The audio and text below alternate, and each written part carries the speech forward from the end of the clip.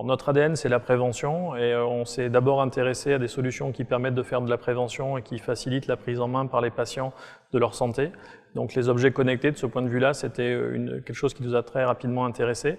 Et on s'est rapproché d'un éditeur de logiciels qui est québécois, qui est à Montréal, qui s'appelle Taxio, et qui a une offre sur étagère en mode SaaS, d'un logiciel qui est une application mobile pour le patient, une application aussi clinique pour le professionnel de santé, qui permet aux patients de collecter ces données de santé et aux professionnels de santé de les considérer et de pouvoir échanger avec le patient si le patient accepte d'échanger les données avec lui.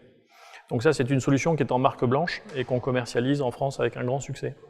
Ça concerne potentiellement toutes les maladies chroniques. Il y en a certaines qui sont un peu plus compliquées à gérer que d'autres. Et c'est pour ça que si on prend une maladie qui est en train de se chroniciser, qui est le cancer, on va utiliser d'autres types de solutions. Mais pour les grandes maladies chroniques auxquelles vous pensez certainement, le diabète, l'hypertension, l'hypercholestérolémie, c'est une solution qui est parfaitement adaptée et qui est utilisée aujourd'hui par des pharmaciens d'officine, des assureurs, différents types de segments de métiers dans le domaine de la santé. C'est quelque chose qui m'a frappé en allant aux États-Unis, c'est que on parle beaucoup du cancer et on parle beaucoup de médecine personnalisée et de thérapie orale, et on se rend compte que si dans un premier temps les patients sont plutôt contents de ne pas avoir à faire une chimiothérapie à l'hôpital, lorsque la chimiothérapie se fait à domicile, il y a une toxicité généralement assez forte des médicaments et il y a besoin d'un accompagnement. Donc on parle d'application compagnon dans ce cadre-là. Et j'ai été très fortement impressionné par un éditeur américain qui s'appelle Medocity, qui a développé il y a 2 ans une application qui s'appelle eCancer et qui est une application compagnon qui permet aux équipes soignantes de s'assurer de l'état de santé du patient à domicile qui suit une thérapie orale et qui permet en temps réel de récupérer ces données de santé et d'adapter le traitement à la situation, à la condition du patient. Donc ça, c'est une application qu'on va lancer en France avec un premier laboratoire pharmaceutique dans le cancer du rein très prochainement en début d'année 2016. La technologie est disponible et il y a une fracture très importante entre des patients qui sont appétents et qui ont envie d'utiliser de la technologie, une technologie qui existe mais qui n'est pas déployée pour de multiples raisons.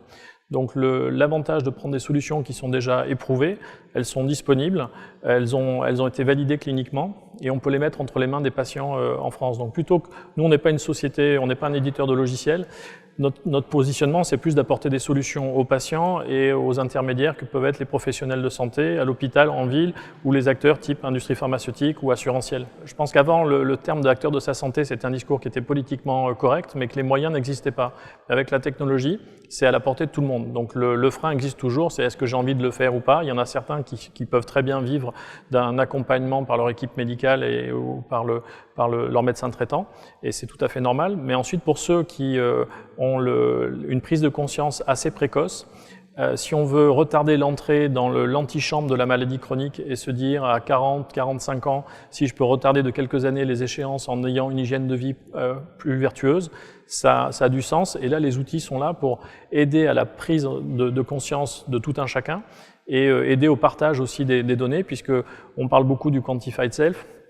Tout le monde se rend compte qu'il y a un téléchargement très important d'applications, une utilisation, enfin un volume d'achat significatif d'objets connectés, mais que le taux d'abandon est très élevé, aussi bien des applications que des objets connectés. Donc, si cet accompagnement n'existe pas par les différents acteurs qui peuvent accompagner le patient dans son parcours de soins ou accompagner le citoyen lambda ou le consommateur qui a envie de participer, d'avoir une meilleure hygiène de vie, il ne se passera rien. Par contre, tous ceux qui vont vous aider à vous coacher dans la nutrition, vous coacher dans l'activité physique, en récupérant vos données dans un vrai partenariat, ça me semble être l'avenir et avoir en tous les cas du sens.